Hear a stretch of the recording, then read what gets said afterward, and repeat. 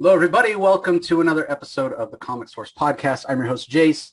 This is the finale of our 12 days of the Comic Source. So I want to wish you all a Merry Christmas. This episode comes out on Christmas Day. And as my present to you, one of my favorite people on the planet, not just one of my favorite comic creators, but somebody who I consider a friend and a fantastic talent and a really great guy. It's my pleasure to welcome Tom King back to the show. Tom, thanks for joining me. What a pleasure to be on here. Merry Christmas to you and to the whole audience if this is Christmas Day. So that's awesome. What a cool thing. Yeah, and I think that makes it a year to the day, though, the last time you were on the show, because last year we had you on for I think it was Christmas Eve or Christmas. So it's becoming the annual tradition here at the Comic Stars to have Tom King come on and wish everybody a Merry Christmas. Excellent. Yes, good. Take that, Elf. I'm going to take you over for the movie. They're going to just play this podcast on TBS for 24 hours. That's right. That's right. Well, and part of the reason that we do it, and I love having you on this time of year, we were talking about it before we started recording. Christmas is a big deal at your house. Plus you have Hanukkah, and the kids. And I came from a big family. I only have the one daughter at home now. So we try to make a big deal. And my wife and I both love Christmas. We go crazy. She's got like 60 Christmas trees in the house, including, I think we're up to like 6 full-size trees. You have 6 full-size trees in your house? Yeah, and over 60 trees overall. But yeah, in fact, so that's beyond. That's amazing. So everybody who's watching on YouTube, let me take my background down just for a second, and you can see behind me one of the trees, and also the Christmas train village. You guys are all out. So yeah, we even though it's only, we only have the one kid at home, but we do throw a big holiday party. Although this year it'll be, about 3 people that are vaccinated and boosterized.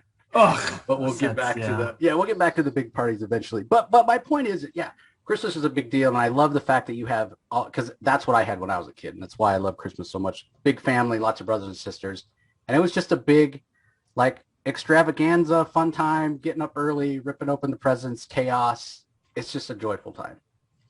Dude, 100%. Yeah, Christmas was my best memories as a kid. Was Christmas. I was telling my kids, I was taking them to school today. So this is Thursday before their Christmas break. So tomorrow will be the Friday. And I was like, as far as I can remember, my youngest is 12. When I was 12 years old, the Friday of Christmas break was probably the best day of my life. Oh, yeah. Just in terms of pure happiness, that coming home, that day of Christmas, you're like, I don't have school for 2 weeks. And in the middle of it, I have Christmas. Oh, my God. It was like you could feel the stress source leak from your body. It was, oh, yeah, that's... Yeah, I'm always trying to create that for my kids. Yeah, I 100% agree. And it was like you knew what you had to look forward to was not only did you not have to get up early for school, but for me, it was like I have to look forward to 2 weeks of reading comics and playing with Legos. It was a lot of comics. I had my brother and I had a bunk bed growing up, and then we got a slightly bigger house, so he had his own room. So I still had the bunk bed. So I would move in Christmas from the bottom bunk to the top bunk because he used to sleep on the bottom. And I would bring my favorite comics up to my bed with me, almost like it was like its own little fort, because there was no ladder. I was trapped there with my comics. I'm gonna just be trapped in a place with my comic books and read them. And that was my Christmas tradition. And it was I always reread Dark Knight Returns and Daredevil, Frank Miller's Daredevil, for some reason. Those are definitely worthy.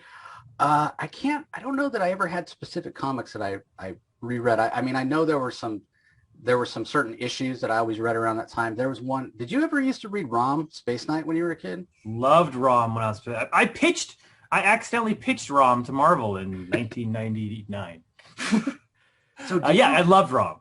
Do you remember? And I don't necessarily know if it was set at Christmas, but I remember the whole reason I bought it because I had the coolest cover. It was a black background. It was snowing. Rom was laying on the ground. There was a silver spider attacking him, and then the story he fights these spiders in this junkyard in the snow.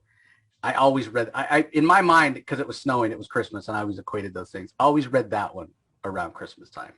If they not brought back ROM? I mean, I remember JK did a cover for them for some IDW thing. IDW, yep. But Marvel has all the power and money in the world, and they can't bring Rom back. That's such a cool freaking design, him with his gun and fighting the dire wraiths and stuff. Yeah, I don't know. I mean, IDW tried to bring it back. It didn't resonate. I don't know. What's wrong with Kidsies? I bought them all. I read them. I thought they were good. The other thing that's really great about Christmas, and this kind of dovetails into another one of your loves, older movies. We get all these cool. I mean, it's a whole industry, right? You got the Hallmark Channel and the Family Channel. They make the cheesiest Christmas movies, and my 100%. wife watches them all. But my question to you, the fact that you love all these old movies, there's, I don't know at this point, like 20 different versions of Charles Dickens' Christmas Carol. Sure. Have you seen a lot of those old ones? And if so, do you have a favorite? Like what for you is the definitive version? I'm going to say it, and your audience is going to think I'm sucking up to them, but my favorite, and I've seen 50s, 60s, modern ones, TV, it's Muppets. The Muppets did it the best. That's my favorite one of them all. I think it's actually very loyal to the book. I've read the book, and it really captures, I mean, it was right after Jim Henson died, so it's not the right Kermit voice exactly, but it's his son doing the voice. It's not so far off. Like, I feel like today they've kind of strayed really far from the original Kermit voice. Yeah. And Gonzo's hilarious in it, and Michael Caine is brilliant. He's my favorite Scrooge of all time. Like in terms of, he's perfect in the beginning as the asshole you hate, and you really believe in the transformation. And that's a stupid, silly answer, but in my heart of hearts, that's my favorite one. No, that's a great answer. That is one that I don't know that I've seen, or if I have, I probably saw it when I was a kid, but I don't remember it at all. But last year I was like, you know what, I need to be able to answer this question for myself. I was thinking about it. We watched about 6 different versions last year, which is not anywhere near all of them. So we'll watch a different 6 this year. But yeah, like you said, it's so strange how different people can interpret that story in a different way. Like the Jim Carrey animated one, and the Patrick Stewart one, and I was just reading about like the original like Charles Dickens. Apparently it was a big success in its first beginning, and he was kind of at an ebb in his career. He had just released a book that hadn't been great, and this was kind of his trying to make a comeback, like a more popular book. And it was popular in that it sold 6,000 copies, which seems so small. But the book was so he was so nicely designed because he put so much effort into it that it didn't make it made him like $100 the first thing, and then immediately it caught on as a play. Like within a year there were like 12 different productions around London of A Christmas Carol, and he was suing everyone because none of them asked his permission, trying to get him off. But like people just recognized it immediately as something like you could interpret into 1,000 different things. Like it was like an instant classic as soon as it came out. Yeah, and in fact, in the most recent Batman Urban Legends, the December issue, Tinny Howard did a version of it with Nightwing. I don't know if you got a chance to check that out, but it was fun. I have. I mean, it's one of those stories that I feel like you read 6 times. It's just a very easy story to recreate, and it helps that it's in the public domain, so you can recreate it for free. So I feel like everyone's done it.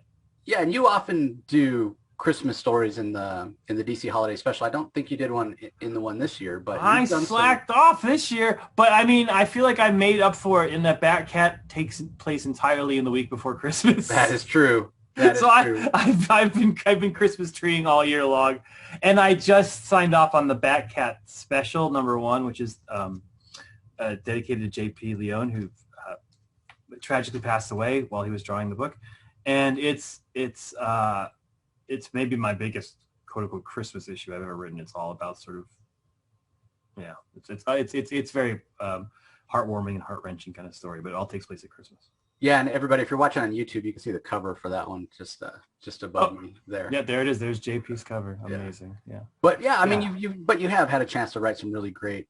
The Lobo story you did was fantastic, and probably my favorite Christmas story you wrote was probably the Unknown Soldier. That one just that was great. I mean, yeah, that's an instant classic. And I think last year during 12 Days of the Comic Source, I ranked it up there pretty high when I was ranking my favorite holiday stories.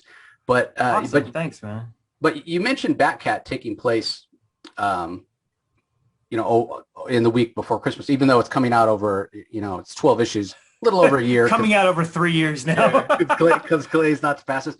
But you have Liam Sharp, who's been filling in, Liam's art is fantastic as well.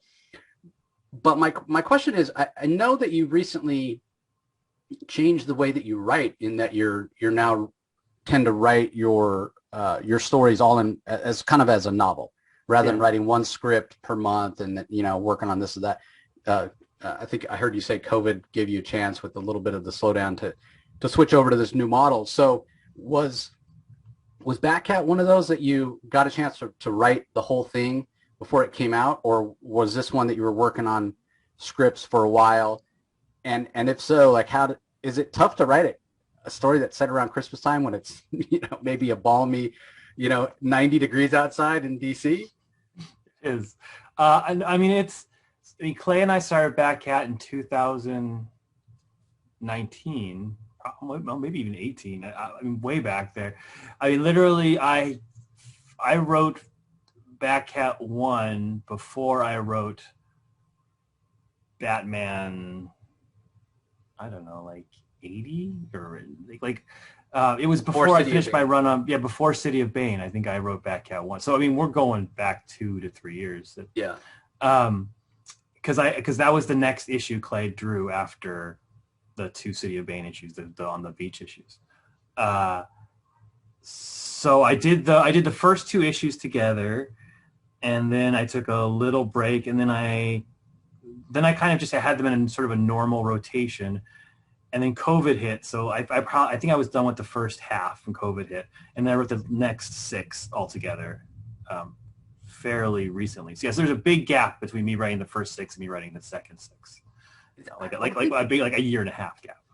Wow. I think that would be challenging as a writer to I mean, I know you're constantly juggling projects, and that's maybe part of the reason you can speak to this, why you changed to, hey, let me just write this whole thing, because then I'm living just in this story and I don't have to, flip my brain around between stories. So was it challenging to get back into it? It was challenging.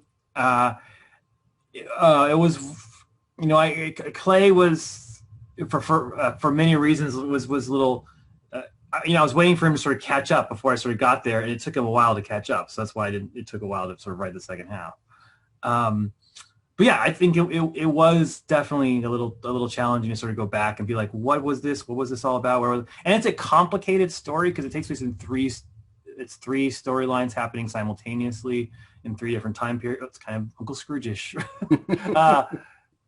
So I had to make sure I captured, and all the characters are in different. I mean, Batman doesn't change; he's always Batman, and he's dead in the third one. But Catwoman's in a very different headset in all 3 of them, and I had to make sure I sort of got back in her head and where she was at and where the daughter was at. So yeah, it was I would say difficult to get the thread back. It's one of the reasons when I'm charging ahead with a script, I'm like, I want to finish this because I don't want to sort of lose the thread again. It's easier to just keep it together for sure. Yeah, I think and this isn't necessarily always feasible just because of the economics of comics, but I feel like so much of what you do, it works so much better in a collected edition. Some of your things, I think, like Rorschach, that worked. It was compelling. Strange Adventures also. Supergirl, not as much, but definitely your Batman, Catwoman, and I think it does, because like you said, it's such a complicated story, that it's, for a reader looking for the payoff, it's kind of tough. But I know once all the issues are out and I get to sit down and read it in one reading, that it's going to just be more impactful. Like I'm going to pull more out of it. So I almost wish sometimes some of your projects you had the ability to just say, okay, I'm going to work on this until it's done. And a lot of times it's the artist, which you get to work with incredible artists, but that kind of care that they take, that Clayman takes, that Mitch Gerrits takes, that Doc Shaner takes, it takes time. So any thoughts about that? Like, do you have a preference? Are you glad they come out monthly?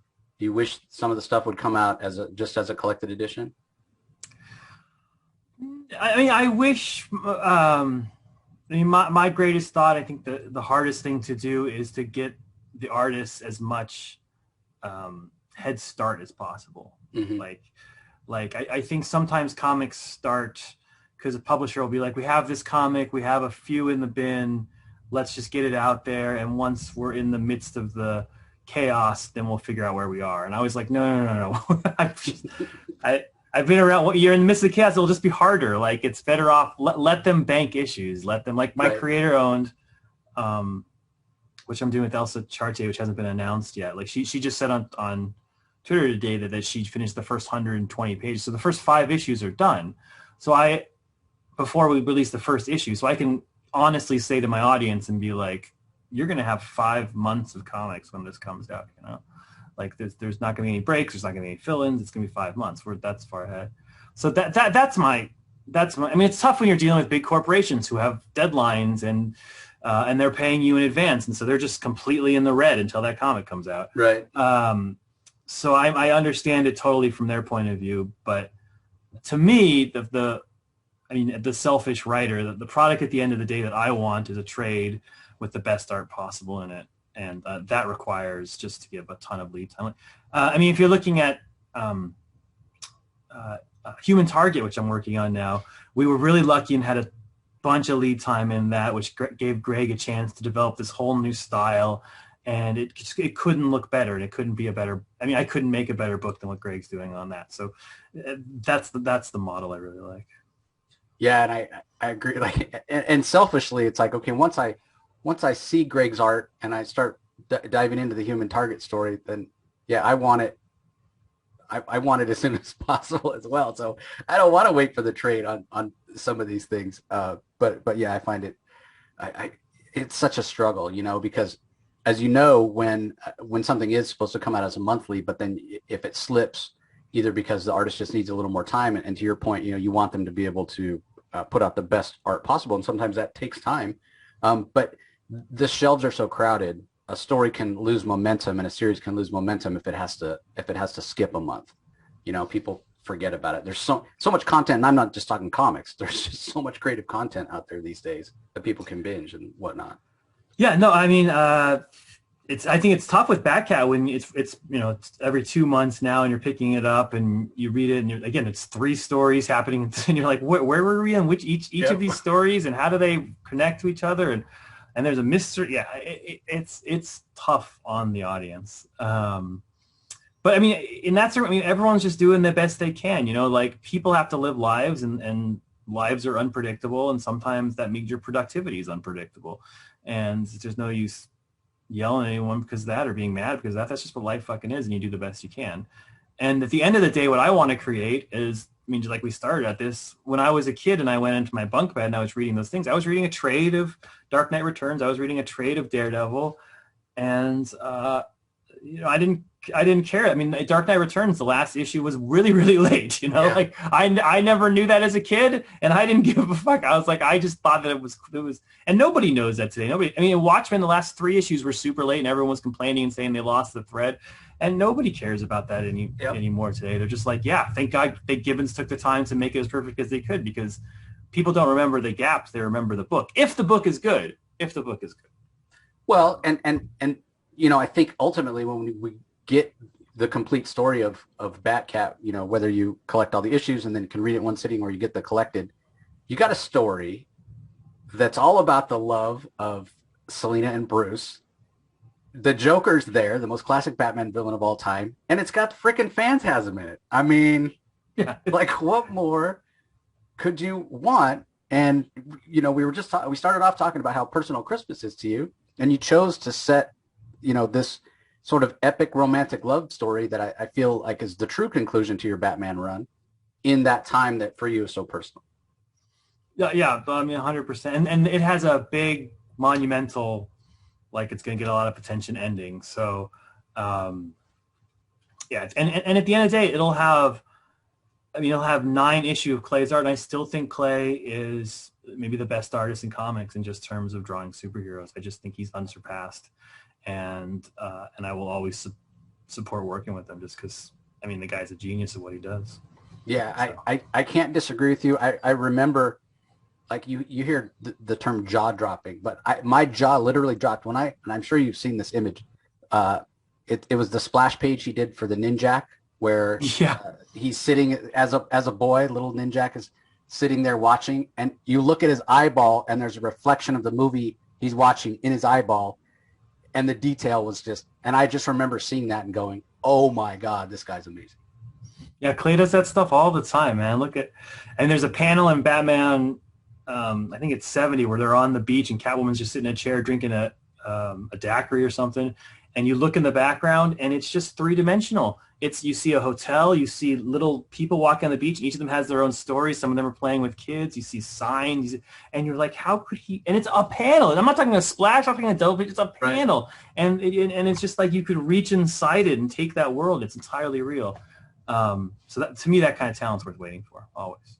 Yeah, exactly. And the other thing that's great about this is, like you were saying, the Batman Catwoman special, which J.P. Leone got to do the first half of, and then, tragically lost his battle with cancer. And then you had other artists and friends come in and finish it off.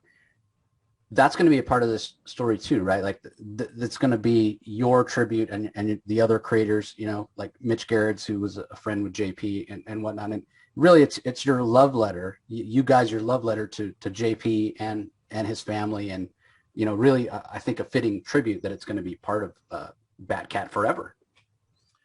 I mean, there's nothing I can do that contribute to JP or his legacy. I mean, it seems absurd that I would write something. So the script I wrote was, and that's another thing, like originally this was just an idea because we knew Clay was taking his time. So we did this as a plug-in issue. And I wrote this back in probably 2020. So it was just supposed to be sort of this interlude issue between things. And I wrote this, I mean, the whole issue is all about, I don't want to spoil it, but it's a very like deep issue. I mean, it's about life and death and the experiences in between. And that's one of the best things I've ever written, I think. And because I'd worked with JP. We'd been nominated for an Eisner together, and I had no idea he was as sick as he was. Mm-hmm. And I was like, oh, good. I wrote something that was worthy of JP. That was really all I wanted to do. And he was drawing it and looked great. And then, we heard the news. And he was like, I had just emailed with him, a week before about we were going to turn our project into this cartoon, and we were talking about it and talking about this. He was talking about like hitting deadlines, and I had no idea. But he was like emailing me from the hospital and stuff, and he just didn't tell me. And then he passed. So he drew the first 10 or 13, I think 10 to 12 pages, and but he laid out the first 20.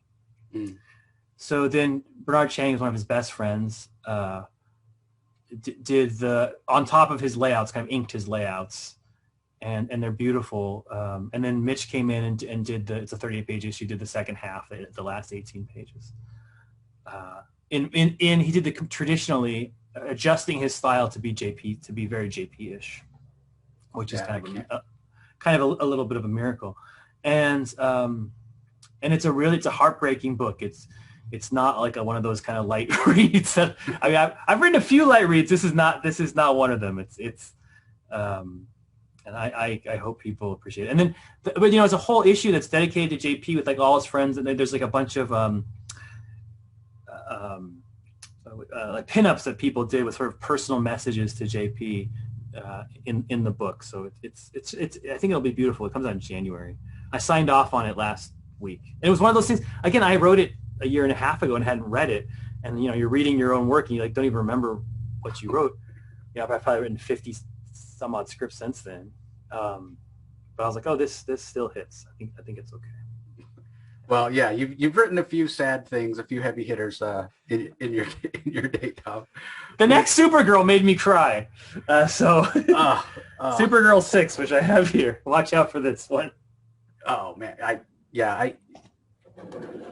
think I have that one in my press copy. I haven't had a chance to read it yet, but since you mentioned Supergirl, I mean, I want to talk Human Target. I want to talk the Creator Known from what you can tell us. I know it's still under wraps, but since you mentioned Supergirl, let's go right into that. Once again, proving that I don't know who you bribed or who you have dirt on, but you always get paired up with the best artists. And I think a lot of people maybe didn't know Bilquis before she got a chance to work on this. This isn't in a way her sort of highest profile superhero work. I know she's done other things in kind of the Sandman corner, and she's certainly done some stuff. She's been nominated twice for Best Artist for Eisner's. People should know her stuff. They should, and I think a lot of people are blown away not only by her work, but the work that Matias Lopez is doing on colors. Yeah. And so you have this fantastical sort of almost fantasy like art, and I love that you seem to have adjusted your scripting, like the vocabulary you're using, especially for Evie, is very, very flowery, and that works. It's almost like you're telling this superhero fairy tale in a much more kind of introspective and sort of, I don't want to say more serious, but this version of Kara is a little bit different than we've seen before. Yes, she's much more sand-worn, she's that's a good way to put it. She's been through this shit, I guess is the best way to do it. I mean, I blame Jamie Rich, my editor at the time, who since left DC, brilliant guy. My original pitch for this was True Grit in Space, which is what it still is. And people don't know True Grit's about like an old crotchety guy and a young sort of naive teaming up to go hunt down a bad guy. That's not the first thing that came up with that plot, but it's the best part. It's the best plot. And the Coen Brothers movie is great, and the old John Wayne movie is not that great, but it's interesting. And I had pitched it originally like with Supergirl as the naive, and I was like, it could be anyone can be the John Wayne character. I was like Lobo, I don't know, Captain Comet, whoever you want. Like, just we'll do some old guy, we'll make him drunk and ornery. And Jamie's like, I like this idea. And then he's like, what if Supergirl is John Wayne? And that's when I sort of fell in love with the concept, because I was kind of, this is usually what I do is I kind of find a movie I like and I kind of paste stuff over until I learn what it's really about. And then I was like, oh yes, Supergirl as the old crotchety ornery. And then I talked to Steve Orlando, who was writing Supergirl at the time, or just finished his run. And he had all these insights and his major insight was, and he's not the first person to say that, but it was a revelation to me, at least. He's like, Clark was a baby, he just woke up on Earth and he was surrounded by people who loved him. Kara was 14 and her world exploded. And she remembers that world, and she lived on Argo City, and then that world exploded. And she's seen so much death. And that makes her a lot different than Superman. She's gone through, she's seen things Superman can't comprehend. She knew her parents and she knew her schoolmates, and and saw them die. It wasn't a memory from her or a dream or something she got from a crystal. It was her life, And I was like, damn, Steve, that's some dark stuff. We're going to make that into a comic book. Well, the other thing that Steve and I have talked about, and I think it ties into kind of what you're saying, and how it's almost surprising to me that nobody has taken this sort of tack with Kara before, and how much her trauma has shaped her. Steve talks about her compassion and her empathy being her kind of greatest superpower, and so all that loss, man, she wears that like tremendously. And I don't know that anybody's ever explored it to the extent that you're getting a chance to explore it here. So much like you've done with Mr. Miracle and you did with Vision, I sort of see this as almost a definitive run. I know you would never, toot your own horn like that, but I see this as, no. Yeah, so this is how everybody should look at Supergirl. You can go back and say, this is a touchstone for her as a character. I hope so. I mean, that's your plan. This is an in-continuity book, so this is actually happening. I know it's not like my usual. I have to remember that about Supergirl. Like, my other books are kind of continuity adjacent. Like, but like Supergirl is happening. Like, this is for the record. Yeah, I mean, I hope so. I mean, I love working on this book. I love working with Supergirl. I can't believe that she's not sort of a bigger character. She didn't even have a book when I came on board. She has her own TV show, but she didn't have a book. And I find her just thrilling to write and thrilling to watch Bill Quiss draw her.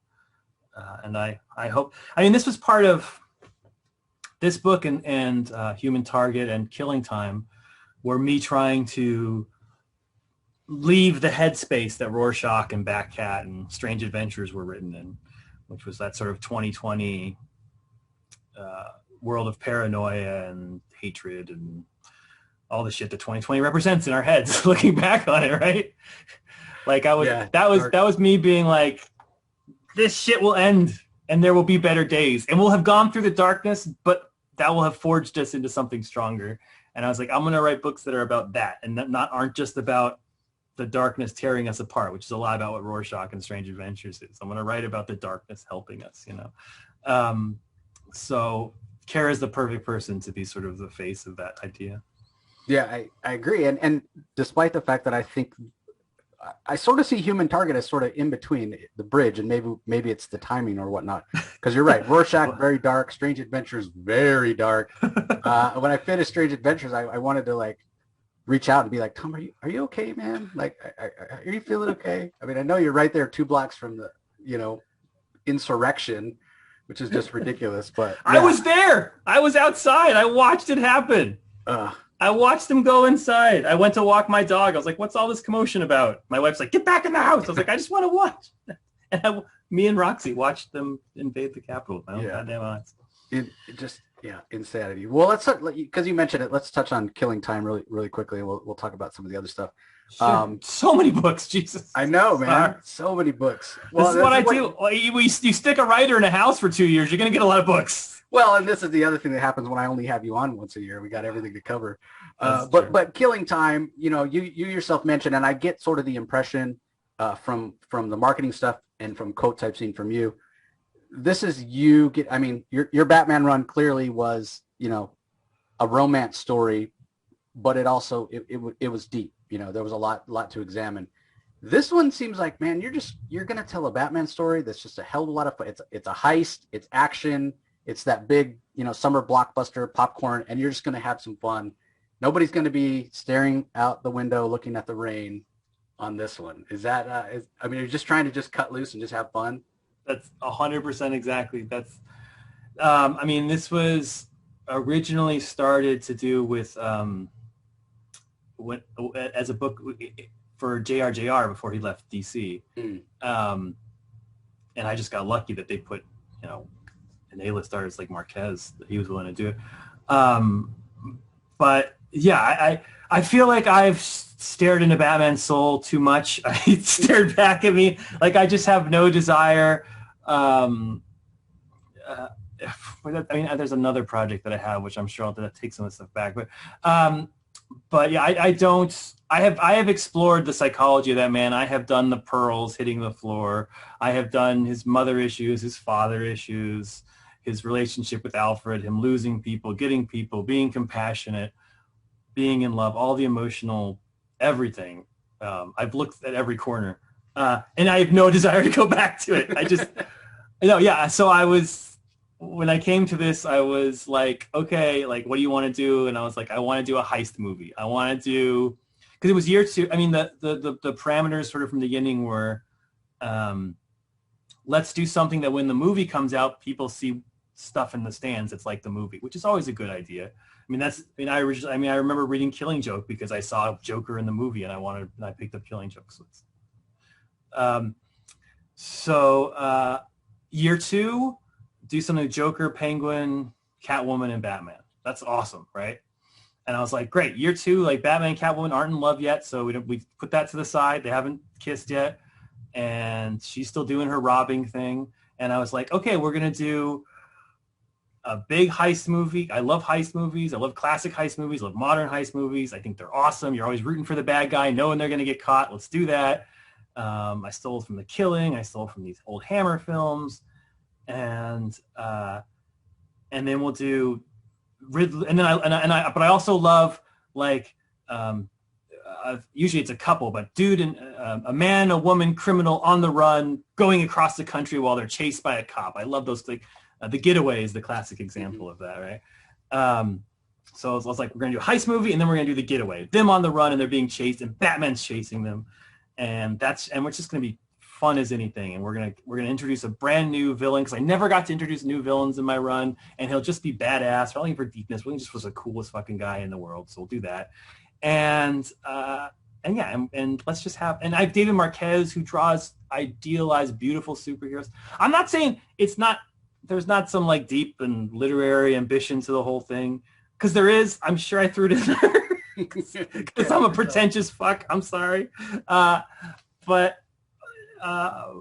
yeah, it's that. Yeah, I mean, I made a rule in the beginning because it's the thing about these three books, Supergirl, Human Target, and Killing Time, is they all have narration. They all have captions. I had given up. I'd use captions on Vision and decided I wasn't going to use them. And I didn't use them for 6 years or 5 years, whatever my Batman run was. There's no captions. So I'm returning to captions, but I'm not just using captions like boring interior monologue. I'm trying to find voices in that. So, Ruthie is this very sort of, Coen Brothers kind of voice. And in Human Target, I use a very sort of Chandler-esque voice. And in this one, it's told from a certain perspective.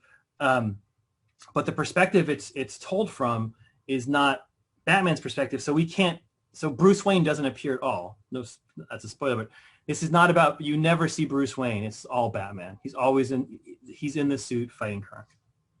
Yeah. So this was written in your new kind of process where you wrote the whole thing all at once? Wrote the whole thing all at once, yeah.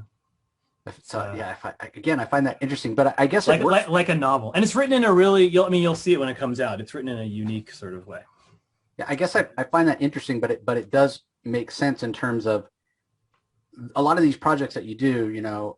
Vision, Mr. Miracle, Strange Adventures. You've conceived the whole story all at once. So you hear that thing where writers keep things sort of open ended because you want the story to be able to change organically. But you're really writing almost like a snapshot in time, as opposed to, like something on your Batman run. There's no way you could have sat down and wrote, whatever it was, 80 some issues of Batman as one giant omnibus, right? Well, you would have killed yourself. No, I wouldn't. But it probably would have been fun. It would have been just. But I'm sure all of this. But Batman with the double ship was the first time they were doing double shipping. I mean, maybe they've mastered it now, but it was entirely experimental, when I took it.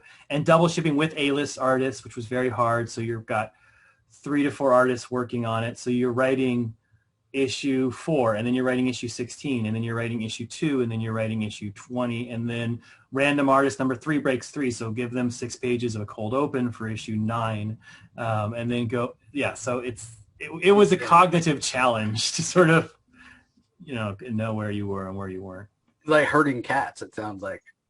It was, and I made some stupid rule in the beginning, which eventually I broke in City of Bane, but I didn't break it until 80 some odd issues in, but that if we switched artists, we would switch stories.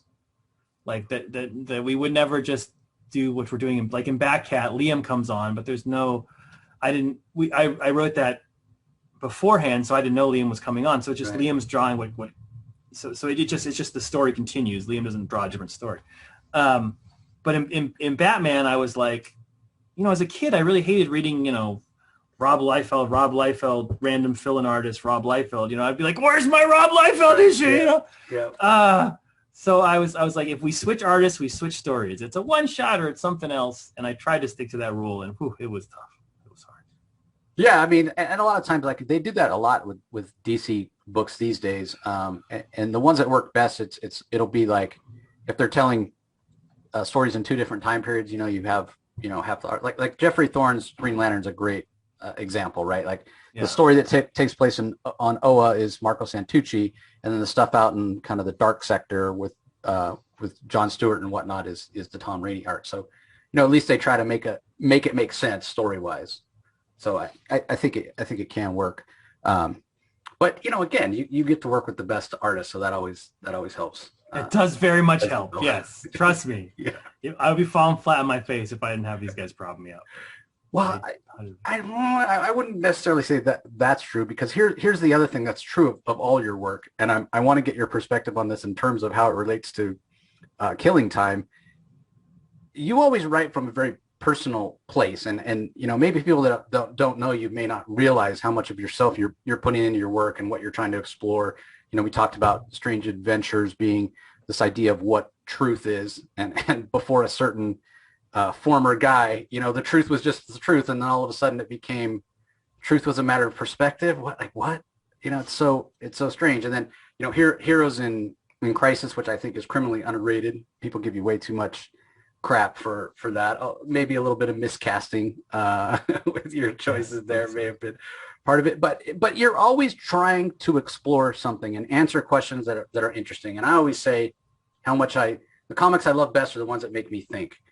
You are trying to have fun and create this heist getaway action story with killing time, but knowing you the way I know you, there's got to be something. There's got to be a little bit of Tom King exploring something in killing time, isn't there? Oh yeah, for sure. Yeah. No, I mean that title, it means a lot of different things. I mean, there's a lot of hints in it. I mean, killing time is, what does it mean to sort of occupy yourself? What do you do with your day? What do you do with your hours? It's like that idea that, like we're just killing time until we die, right? That's another thing. But killing time is also like, the obvious pun is like sometimes it's killing. It like there's a time for killing, Right. There's a time for death. There's a time for killing these stuff. So it occupies, yeah. So it's about that. It's about time. And like I can't tell you, but like I said, it's told in a very unique way. But it's bad. It's Batman on a motorcycle. It's badass. It's a heist movie. I think movies can be. Not movies, but comics can be deep by sometimes playing it straight. Yeah. Like Heat. Like it's the 25th anniversary of Heat or something these days. It's all over Twitter. And like that movie's just a heist movie, right? It's just guys find cops. But that moment when De Niro and Pacino are sitting there and the conversation is banal. Who cares what they're talking about? Like you feel the entire weight of movie history. You feel like they're talking about the definition of manhood in the 90s. There's a lot of deep themes to that movie, even though it's just about a heist movie. It's about a cop chasing a bad guy. So I think you can make something that's thrilling and cool and play it straight, and still the deeper stuff runs underneath it. Yeah, well, I think by the way, that's one of my favorite movies. I can just about quote the whole thing. I absolutely love that. I'm a huge Michael Mann fan. I love of course. His stuff. But the point being that you can tell a story that maybe on the surface doesn't seem like it's exploring the human condition or what have you, but at the end of the day the characters are human beings and there's value in whatever story you're telling if you're telling a story that's character first and you're making sure to stay true to the characters. So whether you're writing something deep like Mr. Miracle or you're writing something like a Batman heist comic, there's value there either way. Oh, absolutely. Absolutely. And like you said before, like you have to put yourself into everything, even if it's your crazy passion, your crazy obsession, your crazy, like you said before, like I always put myself around. I think everybody puts themselves in the writing. Right. If you're writing badly because you're being cowardly and you're not willing to sort of bleed into the page, you're saying something about yourself in doing that. I've done that myself before where I read something and I was like, this says something about me and where I was when I wrote it. It says I was lazy. I was a lazy fuck. So like, you can't help it. And that's what makes art good. That's what we're talking about Scrooge, like when you're watching that, you're watching Dickens being like, I had a fucked up childhood. And when I look back on my childhood, I'm kind of a miserly guy now. And I don't want to be that, but I can't help to be that. And he's struggling with all those issues. And you can see that. You can see Dickens in it, but it's also an awesome Christmas story. So it's like, you do both. Yeah, exactly. It could be both. What is it, if you can say, what is it about you personally that you feel comes through in Human Target? Because and no knock against your writing at all. I absolutely love the mystery and the kind of relationship that's building between Ice and Christopher Chance. But you could be writing whatever. You could be writing the phone book, and I'd buy it because Greg's art is next level. That's like I said, all three of these books, Target, Supergirl, and they're art first. They're built upon the art. This is about you staring at pages before it is reading my work. A Human Target was one of those. What About Me is in there. Look, you can run away from yourself as much as you want. Eventually you find yourself in the middle of it. I wrote that not at the height of the pandemic, but when we're we're back in the midst of it, aren't we? Feels like thought we were, yeah, right. But And I just thought, oh, I'm going to write this thing. And it's, it's based on this old movie DOA, and it's about a guy. And then it wasn't after I'd finished, I was like, oh, I just wrote a whole book about, a guy who knows he's dying and what he does with his time left in life. And I was like, that's how I felt during COVID. Like every day you were like, you didn't know, it's so bizarre. Like we don't understand the kind of trauma we've been through because we're still in the middle of it. And maybe 50 years from now, we'll understand it. But it's very bizarre. And I did this during the war, so I remember it, so it feels familiar to me. It's very bizarre to live your life when you think death is at your door. And the time before the time before the vaccine, we all felt that way. It was just like, is this the day that I walk by the wrong person or I touch the wrong thing, and I come home and I breathe on my child and my child dies? Is that today? I don't even have tests to tell me if I have this disease. And suddenly death was in our face every single day. And so it's like, oh, I wrote Human Target, which is about a guy whose death is in his face every day and he's trying to struggle with that. Oh, that's what that's about. Okay, now I get it. Well, I think Greg, yeah, like you said, Greg's our next level, and it elevates that story, and there's a charm to it, this sort of almost a Mad Men-esque, it's just beautiful. The art's just beautiful. So I haven't necessarily felt that yet, what you're talking about. I mean, I felt it during the pandemic. I love the book The Stand by Stephen King, and Sure. It was on my mind the entirety of 20. I was like, is this what we're going to get? Is this the end of civilization?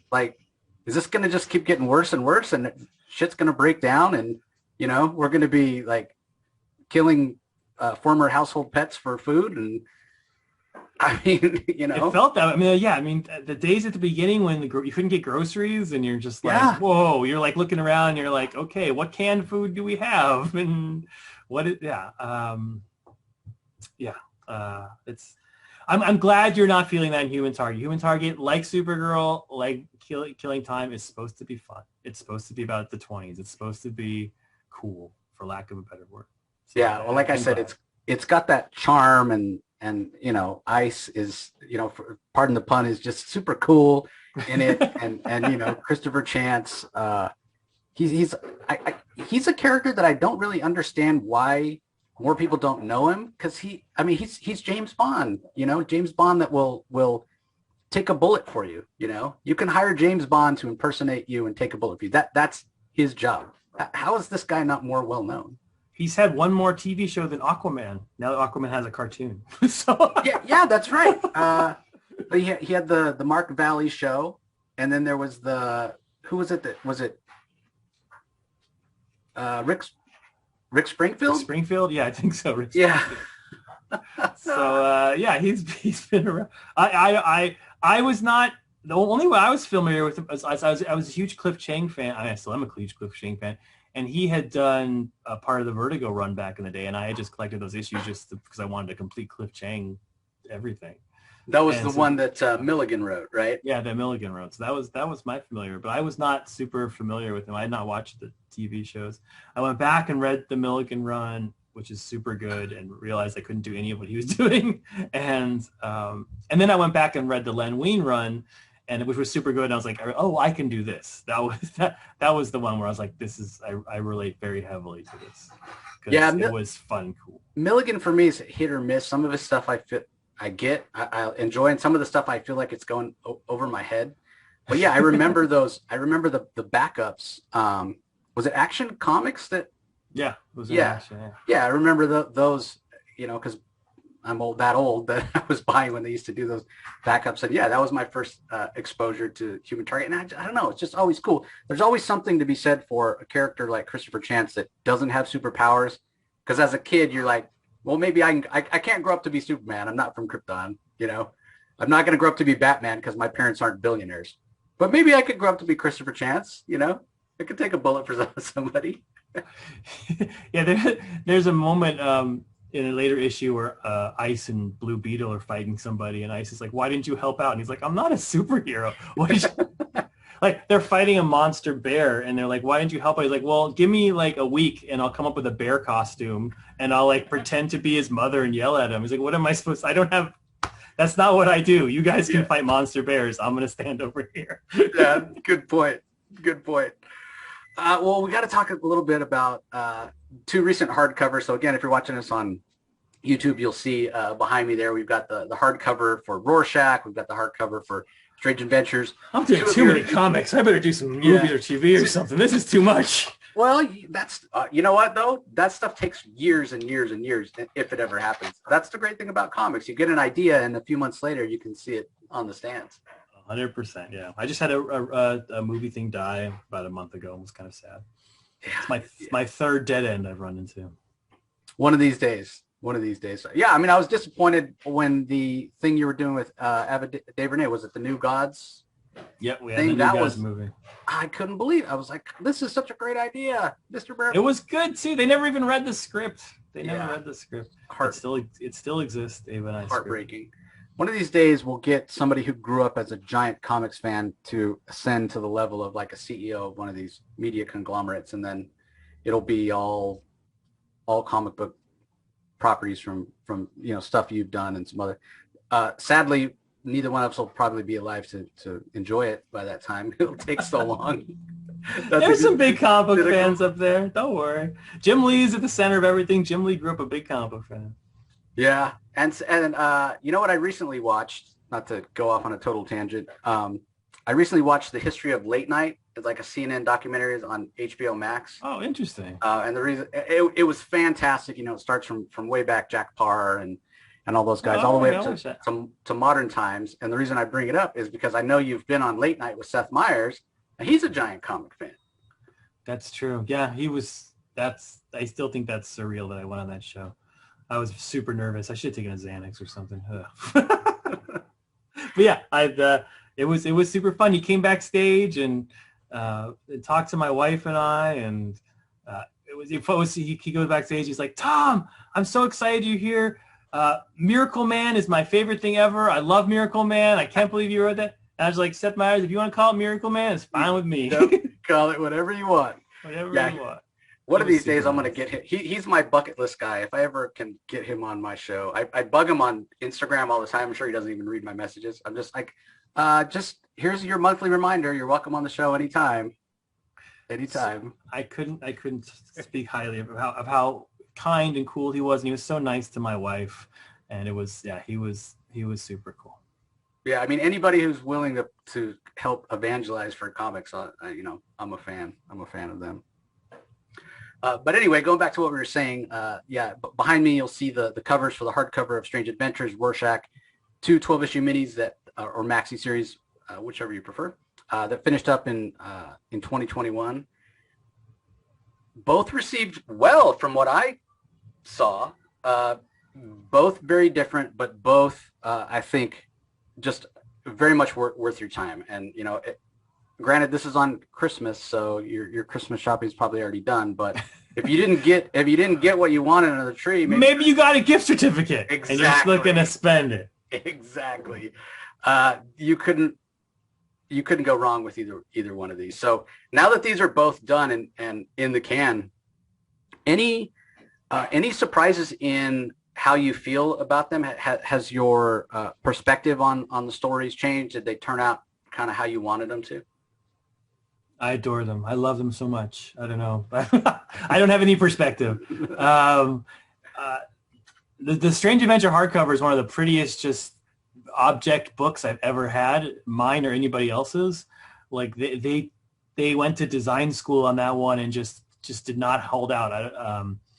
I can't remember the name of the designer. She's on Twitter, but I mean, it's gorgeous. If you take off the cover, the underneath cover is like shaped like a book and has this weird texture to it, and the pages are beautiful. The color pops, and like the back cover and the inside cover. And if you're a book nerd, that's like just a wonderful book. I don't know how to say it. But like it's an object of perfection, regardless of the content. But yeah, I was flipping through it today. I'm trying to talk my son into doing like an Instagram reel about it, because he's like into editing videos, and I was like, Charlie, will you do like a 1 minute where you just open it up and I'll post it? And so he's doing that. So we were talking, and I was just flipping through, and I was like, man, I love this. Mr. Terrific came off as cool, and the twist is cool, and nobody saw the twist coming, which is really hard to do in a big mystery. But I thought the clues were there. It wasn't like the clues were not apparent. When you go back, they're there. And Adam's transformation seems legit to me and seems deep, but not like, yeah, I that book really rings true to me. And Rorschach, I think, just Jorge. Oh, and I should talk about the art. I mean, Mitch and Doc, their art paired. I've never seen something. I mean, you talked about doing Green Lantern, but I've never seen one story told with two different artists drawing two different things perfectly in sync. It's rare that I do something in comics where I'm like, wow, I haven't seen this before, and I've never seen that before. And they did it. They pulled it off somehow.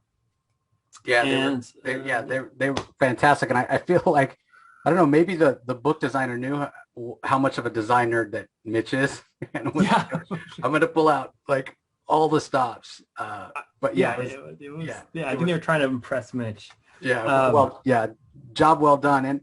And in terms of the story, I mean, like I said, we talked about it last time you were on, and being a perspective of truth. And you're right, the clues were there. But here's the thing that I did, and I was so sure after issue 10 came out, I was so sure that I was right.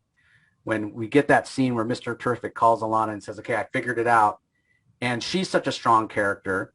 And one thing that her and Adam both have in common is how much they care about their family, how much they care about their daughter, how much she cares about her planet, how much Adam cares about her. They're both will put their family before anything.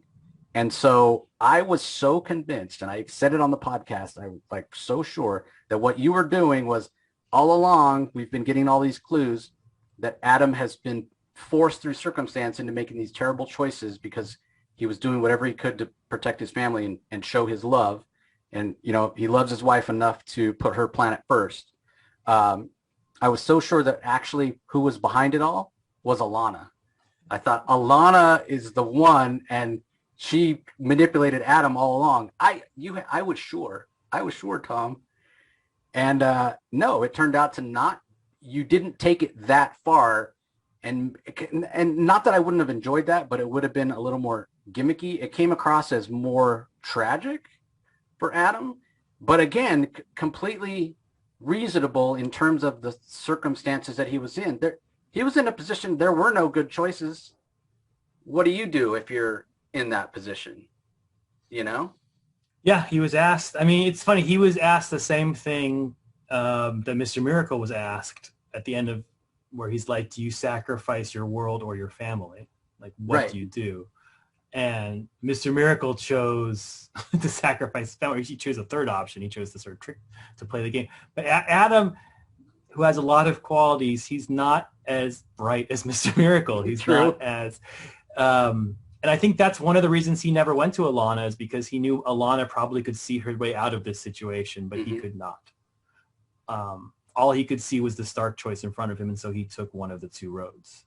The other thing I think that's part of his shame. That's why he hid the whole thing from Alana, because he knew that she would not put herself in this situation. Right. Well, and the other thing is, as much as he had, and the way you wrote him, he had a lot of self-awareness. I think you're right. Like, he knew he was in over his head. He maybe wasn't making the right choices, but he knew he didn't have any other way out. But in a way that's how you sort of kept true to like the early Gardner Fox stuff. Like, you go back and read that Golden Age stuff, and everybody's sort of naive, and it's good versus evil, and there's not a lot of nuance. It's all sort of black and white. Knowing that this was a story you wanted to tell, he's the perfect choice for it, right? To take somebody who's sort of that one-dimensional and then flip it around for the modern time. Is that part of the reason you chose him? I guess I'm asking kind of a chicken and egg. Did you come up with the idea for the story first and then say, okay, Adam Strange is the guy for that? Or did you say, I want to tell a good Adam Strange story and be subversive with it, and then come up with the story second? I know Mitch suggested Adam Strange. I was at his house, and that night I went. I went to my room, and I had been thinking about a lot of these sort of themes, like war crimes and hiding war crimes, and And it was back during it's hard to remember these days, but the Trump Mueller investigation, where where I don't want to get political about the whole thing, but like a lot of us were very naively thinking that kind of Mueller was kind of this guy riding on a white horse who was going to save us from the chaos of what had happened. And he was like, he's this ex-Marine. He was a conservative guy. You know, he wasn't even from the left. He was just a tough ass guy who was going to be like, all this crappy chaos. No, we're going to fucking set this straight. And so I was like, man, I honestly had hoped that would actually happen. It just fizzled to nothing. Yeah. Nothing. Yeah. He got played, you know, and but that was like on my mind, the idea of like an investigation into something, into a person who had made a mistake. So after Mitch had thrown, I was like, okay, let's do that with Adam Strange, and sort of we'll do Adam Strange as the guy being investigated, and we'll do Mr. Terrific as the guy investigating. And then after I sort of come up with that general concept, I went back and I had read some of the old mystery. He wasn't in Strange Adventures. He was in Mystery in Space. Right. Some of the old Mystery in Space comics. But I got the omnibus and I read them all, and they're really terrible. I mean, the art is beautiful. The Carmine Infantino, Murphy Anderson art is absolutely beyond gorgeous. They're of their time. Yeah, but it's got that sort of, if you've read a lot of Gardner Fox stories, it's the same. It's the Gardner Fox was, and I mean, I think this is well known. He was very afraid of sort of losing his gig, and he kind of really just wanted to give Julie Schwartz whatever Julie Schwartz wanted. Yep. And Julie Schwartz very much wanted to introduce science to children, was sort of like his justification for the fact that he was making comics. And so it's the same story every time. Adam encounters a problem. Him and Alana come up with some pseudo-scientific solution, and that solves the problem. And at the end of the day, they kiss and make up. And it gets very boring after a while. Well, the other thing that Julie used to always tell his writers was every 6 months, it's a new crop of children. So you only have to tell like 6 different stories, and you can start repeating them because it's new kids reading it, which isn't necessarily true, Julie, but that's how a lot of those old Golden Age books are. Yeah, they're very much of their time. And his comics are very plot reliant. I mean, Julie Schwartz is one of the great editors of all time, but they're very plot oriented. They're all about like finding the Robert Kanigher, who's a more controversial figure in the fact that he was more of an overt asshole, though Julie Schwartz was also an asshole in terms of he would like to pinch girls' asses. Robert Kanigher's stories were much more emotionally based, and I think register better to this day if you read his Sergeant Rock stories and even like his Metal Men stories, like that like as sort of the mirror to him. I think those stories age better, even though they're fucking crazy. Like his Lois Lane stuff is insane, and the Wonder Woman stuff ends up, and there's a blatant sexism to the whole thing. But he was very much built very character based, and Julie was very plot based. What are we talking about? We're totally off on stupid DC history. Strange Adventures hardcover. You should buy that. Yes, exactly. You should. Yeah, and again, I think it worked beautifully. I don't think you could have picked a better character to juxtapose. And the one thing, I mean, I know, and you know this, you know, from the Batman 50 and certainly Heroes in Crisis and now Strange Adventures. I saw some people complaining, like you after the final issue came out with the ending, which we won't spoil here, go buy the hardcover, you'll love it. Was like, oh, you ruined Adam Strange. I'm like, okay, first of all, it's a comic, so anything that one writer does, another writer can come and undo. And the second is, it's a freaking Black Label book. It's right there on the cover. This has nothing to do with regular continuity. You can completely ignore it and pretend it doesn't even exist. If you don't like something, change the channel. I've ruined characters before. I mean, I ruined Thomas Wayne, and he's been sort of unruined. I ruined Wally West for a little while. He's been unruined. So I know when I've done it and I've committed the sin. Adam Strange, first of all, he was already kind of ruined because Jeff Lemire made him Canadian for no reason. So anytime you turn Canadian halfway through your life, it's weird. Yeah. And nobody was paying attention to him anyway. And you look back like Andy Kubert drew a series in the 80s where he's like a total asshole, where he cheats on Alana with a young like secretary, but Like it's clearly like I'm bored of my wife. I'm going to cheat on my and like it's like almost like a justification. Like it's not written like, oh my God, he's committing a sin. It's like, oh, he's making the right decision. He's finally realized he should be sick of his wife. It's so like he's not had a great history or done like I don't know. DC Comics is full of 500 superheroes that are cooler than Adam Strange that I would be more hesitant about ruining. Yeah, although I like the jetpack and the gun. I mean, it's all cool, and Alana's super cool. Yeah. Alana, I think is the more interesting of the two characters. But yeah, that was the other thing. Is like Adam Strange is not like the super popular character, and people, you've ruined Adam Strange. You didn't care about Adam Strange before Tom started writing this story. It's not like he's got this huge fan base. So please save your moral outrage. I feel like people are just, you know how it is. If right now DC Comics was like, all right, Kyle Rayner takes off his ring, goes to Rand, gets a jetpack and a gun, he'll be a better Adam Strange than Adam Strange would ever be. Like, you can fix this in 10 seconds. The cool things about Adam Strange is the gun and the jetpack, not the man underneath. Exactly. But you're talking about cool characters, and yeah, I think Alana, there's a lot to her. There are a lot of layers, and she's just badass and doesn't take crap from anybody. But the other thing is, you know, you briefly mentioned him. You got to write Michael Holt, who I think has tremendous potential, and I would love to see you do more with him. Would you be interested in writing more Mr. Terrific?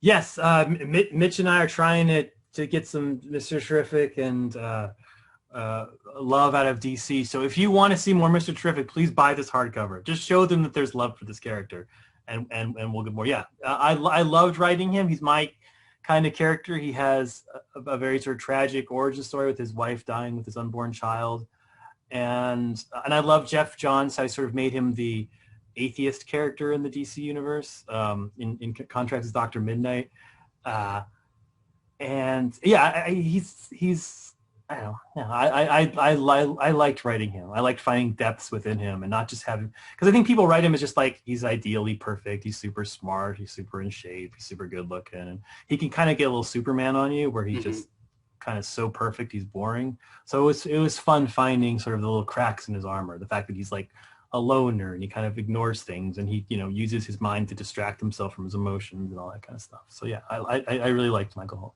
Yeah, I like his power too. I like the 3 balls he throws at people. Yeah, he's got a great visual aesthetic, and you're right. Like the parts about him that aren't perfect are what makes him interesting. And yeah, I want, much like you're saying, I want more of that, because just reading a series about him just kind of solving the problem by outthinking everybody issue after issue. We'd be heading back to that Gardner Fox style of storytelling.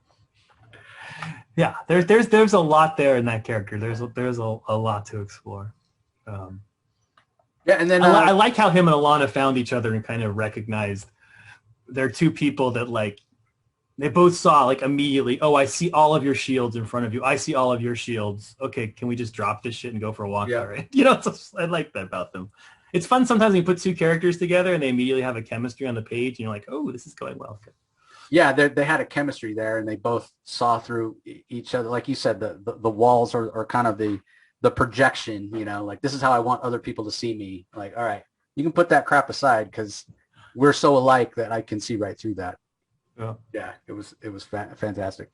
And then, yeah, we definitely have to talk about Rorschach and Jorge Fornés' incredible art on that. And here's another one where when it first got announced, people kind of assumed you were going to go a certain way. And there's always controversy whenever DC tells any stories in the kind of the Watchmen universe with the whole, well, you know, DC's ripping off Alan Moore. Blah. And I'm like, you know what? I get it. I understand where you're coming from, but nobody was holding a gun to Alan Moore and Dave Gibbons' head when they signed this contract. Would they go back and sign it again? No, of course not. They would not make that mistake. But it's not like Watchmen hasn't always been selling and deserves to be in print. And so I understand the controversy, but I think setting all that aside, you went in a completely different direction. Like I didn't know what to expect with this Rorschach title, but it never let me down. And it was, I think, an incredible narrative and spoke to the source material while still being its entirely own thing. Yeah, I mean, as reluctant as the audience is, or anyone, I'm the same way. I feel kind of yucky about the whole thing. I have my own justifications for doing it. If anyone cares, number one, I talked to Dave Gibbons about it, so at least I got half permission. And Alan Moore won't, obviously engage.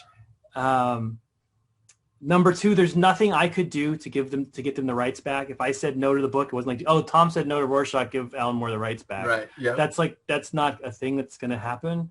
Dave, sorry to interrupt, but Dave was perfectly fine. Like he gave his blessing for you to do this. Yeah, Dave and I are friends. We know each other. He's like, I think it would be good. So yeah, so the rights would go back. And part of that is like, if I do this book and it's a total failure, it'll just be ignored. If it's a big success, it's going to make Watchmen sell more, which will give more money to Dave and Alan. So the consequences is it's not less money going to them, because they're not. If I turn it down, less money goes to them. If I do it, more money goes to them. So right. And number three, I mean, Alan Moore, he did Lost Girls. He did. I'm pretty sure the creators of those characters would not have agreed to him doing what he did to them in Lost Girls. He did the Gentleman book. I'm sure the creators of those characters would not have agreed to what he did. Right.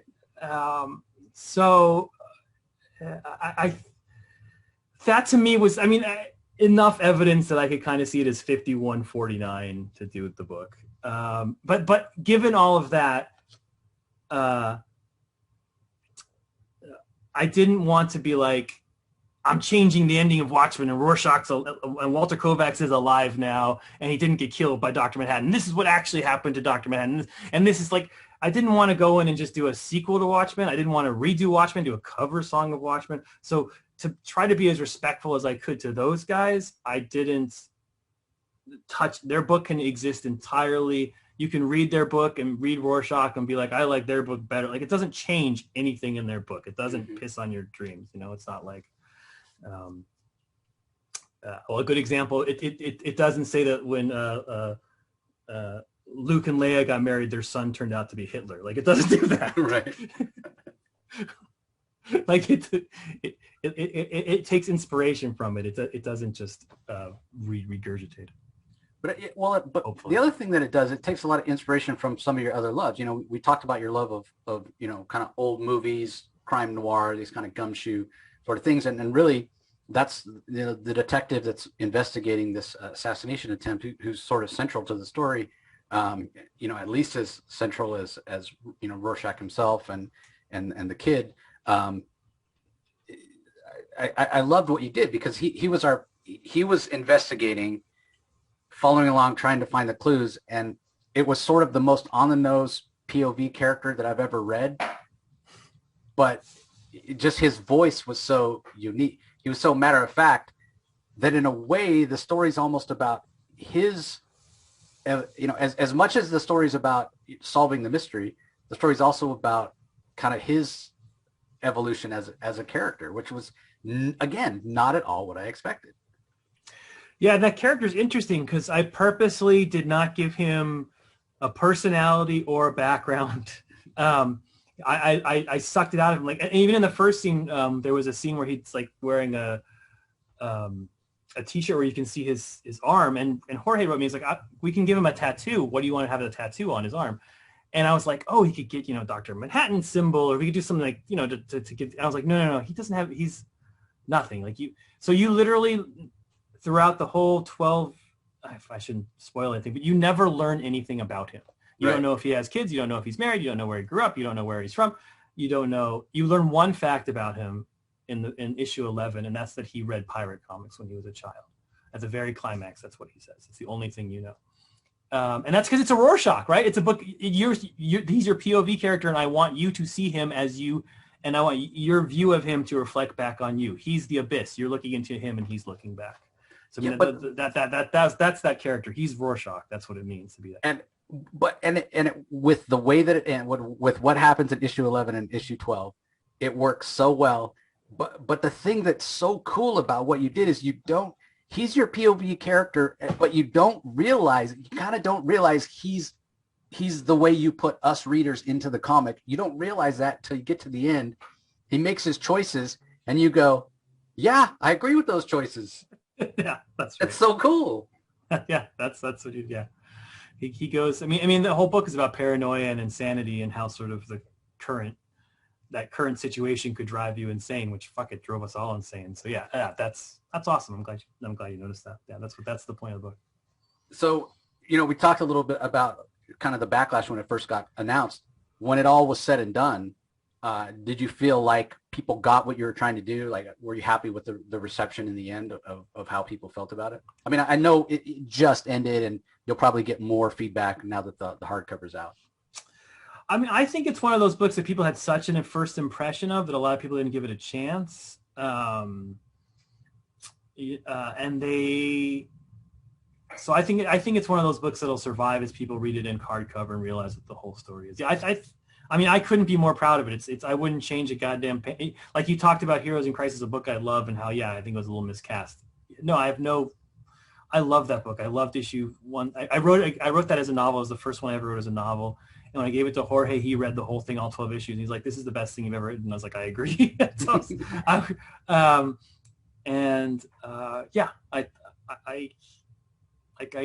I'm super proud of it, and I hope it finds. I hope people give it a chance and look past. I mean, there's 2 ways to look at that book. You're like, I hate anything that's Watchmen, so fuck it. And then there's some people who are like, I just want that Rorschach who's beating up bad guys. I want Rorschach to just be Punisher, and I didn't do either of those 2 things. So so either of those 2 people who went into that book with sort of that perspective, I think maybe they had some trouble with it. There's also people who, I don't know how to say this, but like, we are in such a politically charged time. So you read, I do this too. I'm not innocent of it. You read things and you look to see if someone agrees with your politics before you kind of give into it, Mm-hmm. Yeah. You're like, I mean, you'll be like, "Man, I love Aaron Rodgers as a quarterback. He's awesome. He's anti-vaccine. Fuck Aaron Rodgers." You'll be. I can't say like, I'll never put him on my fantasy team ever again. Yeah, like that's like the time we live in,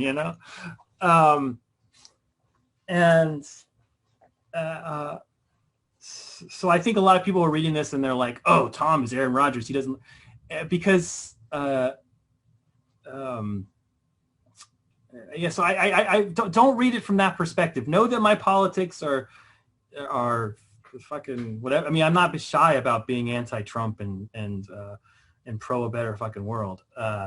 So don't let that stop you. This is not like a pro-Trump book because I wrote about a Trump character. Yeah, and I think, like, honestly, if you're listening to this podcast, if you're a regular listener, you know that we covered every issue as it came out, and we were fans of it. The thing is that. And you also know that Rocky doesn't give Tom a pass at all for Heroes in Crisis, with Rocky being my co-host.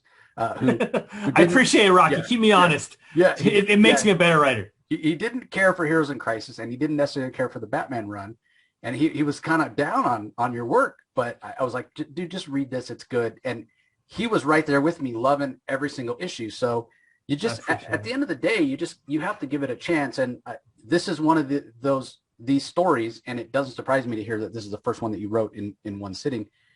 You can't just read 1 or 2. Like, you got to read the whole story to have it make sense. Because again, I go back to the choices that the detective made in the end, and how, I mean, my politics are similar to yours, Tom. So maybe somebody on the other side of the aisle wouldn't make the same choices, but I was right there with them, going, "Yeah, fuck yeah, that's right. Yeah, you did it.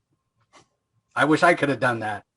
Yeah, so I think it worked. And I think people just need to give it a chance. And to my point earlier about a lot of your work, I think it does read better, in a collected volume. Well, I mean, I love it, and I think it reads really well. But yeah, I encourage people to get it and give it a chance as sort of a one. It's a good story to get lost in. It's a good story you can take to a beach and just disappear for a little while and not have to think about the world. Yeah, and the other thing is, you, again, not to bang on this drum, but you got an incredible artist, the perfect artist to draw it, to capture the aesthetic and sort of that sort of cynical dystopian feel that sometimes the Watchmen world has. I mean, I've been a fan of Jorge since he did the Aftershock book, Hot Lunch Special with Elliot Ray Hall, which, you know, is a fantastic story. Yeah, it's good. Go pick it up if you haven't. But I can't picture anyone else having drawn this book but Jorge. No, Jorge was perfect. I mean, that's the reason that the book exists, because of Jorge. I told this story before, but Jorge did Batman Annual 4 for me. If you don't care about Batman, just read my annuals. My annuals are really good. And I remember reading that book and being like, this guy's a genius. Because I didn't find Jorge. People knew who he was, but like, he was a guy who would send me art on Twitter and be like, hey, Tom, look at this. And I'd be like, wow, that's really good. Why is it? It's like, I was the first one who suggested DC hire him.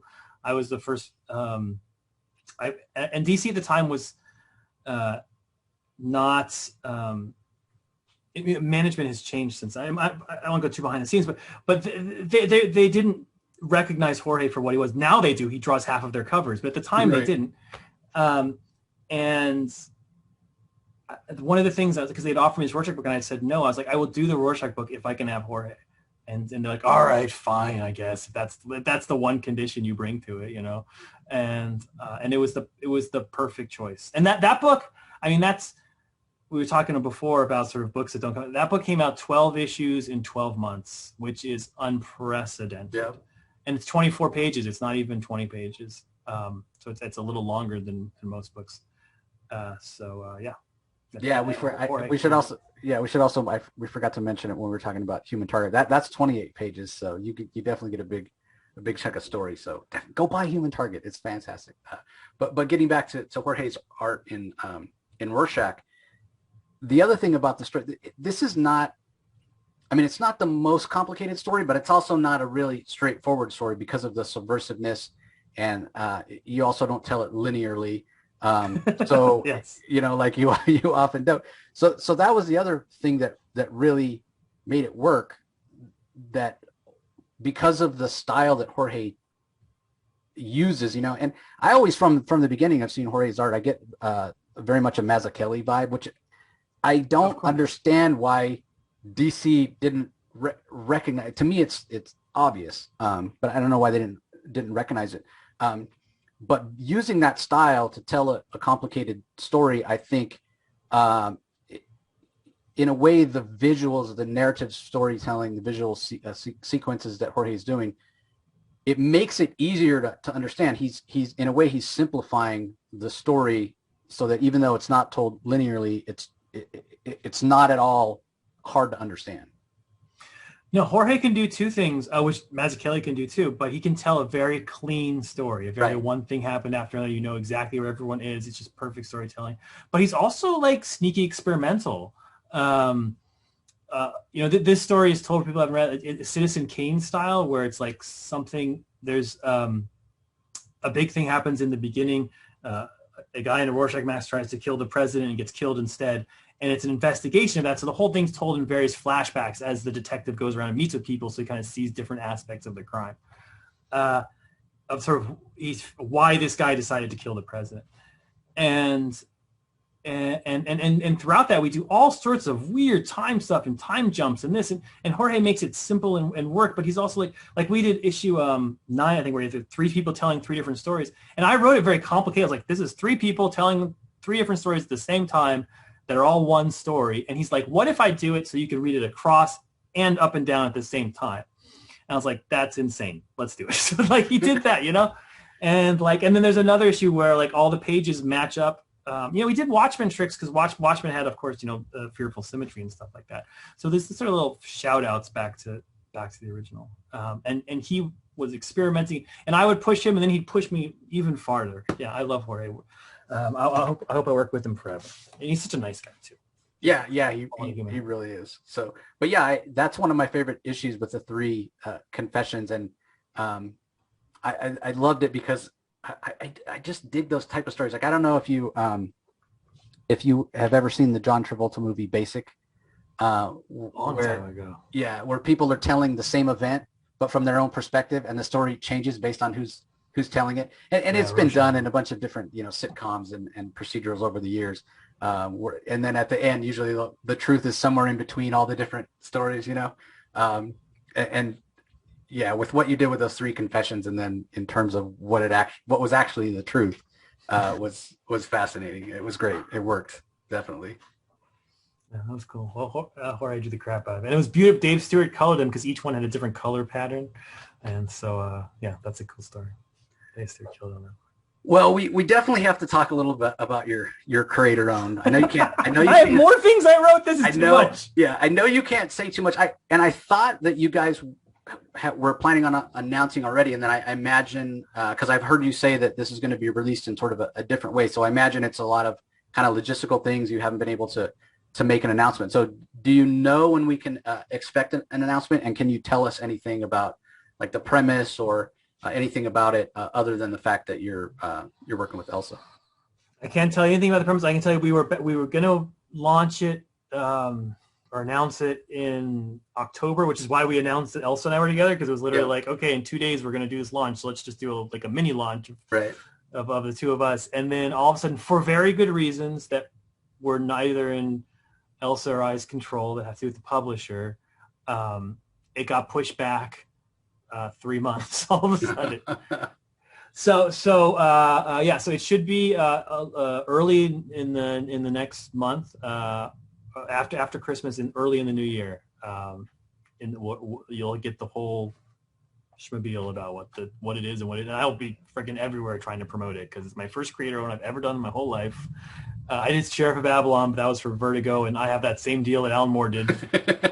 If it gets out of print, so some asshole who's making Sheriff 2 20 years from now, I forgive you because I did the same stupid thing. And so I'll never get the rights back. But yeah, this is my first thing I've had the full rights back, and we're already doing, you're setting up TV shows and the whole thing. It's it's almost like a company, and you haven't even launched the book yet. And I love it. It's something entirely different. You will not see it coming, and then as soon as I announce it, you'll be like, "Oh, of course." You'll be like, "Wow, I've never seen a comic book like that," and of course, that's exactly the comic book Tom would write. So I think that'll be everyone's general reaction to it. And Elsa is killing it on art. It's beautiful. It's like Jorge, where it's simple, perfect storytelling, but also she delves into the experimental. Yeah, I mean, I'm talking in generalities because I can't actually say anything about what it actually is. Well, but we can. So push back 3 months, but you guys are still working. So, we were talking about, very first thing we started, kicked it off with was the fact that you can bank more issues, right? So you guys are still plugging away on it. I mean, is this going to be a limited? Is it going to be an ongoing? Yeah, I mean, I know it's an ongoing. It's modeled after sort of like the Saga models or Saga, yeah. Saga Walking Dead. Sorry. Yep. We want to do actually the models. It's really modeled after Sandman, which I know is not quite an indie book, but we want to do a huge long thing that you could get 13 trades of at the end of the day. Mm-hmm.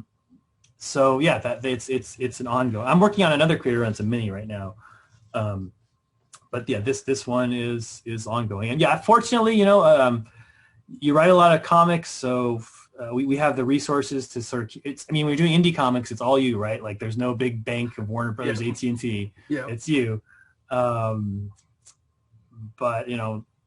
knock on wood, we have the resources to keep paying the colorist, keep paying the letterer.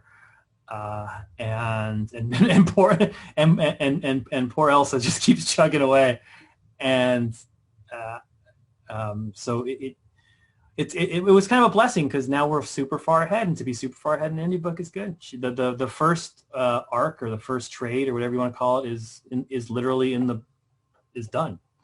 So there won't be delays. It'll just come out and it'll be beautiful. And the next thing I'm going to write after I write this one is the next arc.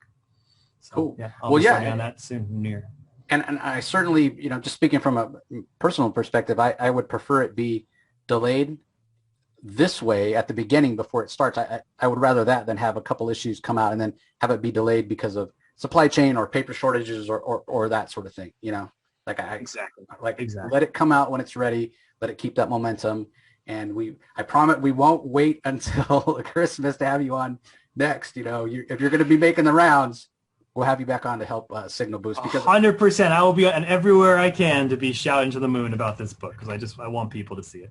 Well, Lord, we started it it took us a year to launch it to get started because this is what creator owned is. It's fits and starts, but like Elsa and I came up with this idea together and but it's been like a year and a half in the making.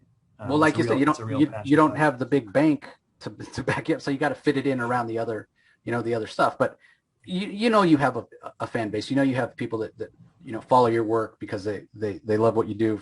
Starting with Sheriff of Babylon. I mean, I fell in love with your work on Grayson that you were doing with that hack Tim Seeley.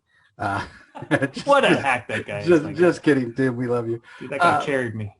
Yeah, but I mean, here's the thing. You're going to have, a good launch because you have that good, solid fan base. And, all these artists that you've worked with over the years, these fantastic artists that we've said, they can do covers, you get their fan base in.